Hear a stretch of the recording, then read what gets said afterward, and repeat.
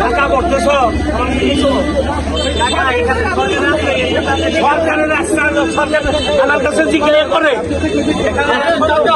সাথে আমরা যেহেতু জুলাই আন্দোলনে দোহান নবাবগঞ্জের মধ্যে সবচেয়ে দোহান নবাবগঞ্জের পুরো আন্দোলনের কেন্দ্রবিন্দু ছিল আমাদের ধর্মলী মোড়ে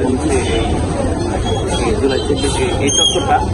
সেই ক্ষেত্রে দেখা যায় জুলাই আন্দোলনের দোহারে সবচেয়ে বৃহৎ আন্দোলন হচ্ছে। এখানে সন্ত্রাসী বাহিনী গুলি চালিয়েছে, ছাত্রলীগ হামলা করেছে, এখানে গাড়ি ভাঙচুর করেছে, গাড়ি চলাইছে।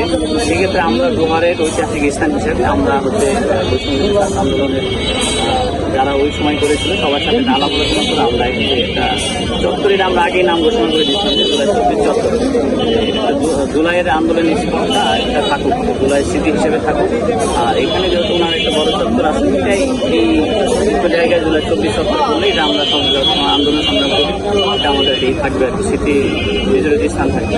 সেই ক্ষেত্রে উনি দীর্ঘ 4টে নির্বাচন করছে ফ্যাসিবাদের সাথে, তারপরেও ওনার সাথে কখনো আমরা বলি নাই, যেহেতু একটা আমাদের 1971-এর 24-এ যারা আমরা আন্দোলন সংগ্রাম করেছি তাদের পরবর্তী আগের প্রজন্ম 71 মুক্তিযোদ্ধা, আমরা কখনো কিছু বলি নাই। একটু জায়গায় আমরা চাইছিলাম যে 2-3 ইটে উঠে করে অবশ্যই আমরা একটা জুলাই স্মৃতিটা এখানে রাখি আর কি। এরপরে উনি হচ্ছে বাধা দিচ্ছে।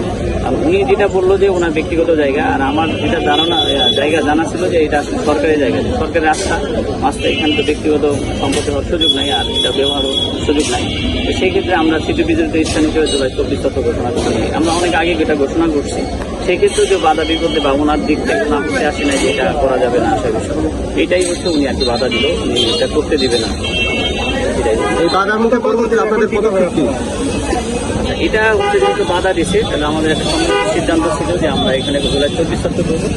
আমরা আবার আলাপ আলোচনা করে, আমাদের আজকে বৃষ্টি হওয়ার কারণে সকল আসতে পারে নাই, আলাপ আলোচনা করে আমরা এই সিদ্ধান্ত নিলাম কি বা আমরা এটা কি করতে পারি। যেহেতু মানে আজকে বাধা দিচ্ছে, সেক্ষেত্রে ওনার তো একটা ব্যক্তিগত জায়গা দাবি করতে রাখি, সিনিয়র মানুষ আমাদের। সেক্ষেত্রে আমরা পরবর্তীতে আলাপ আলোচনা করে একটা সিদ্ধান্ত নিলাম।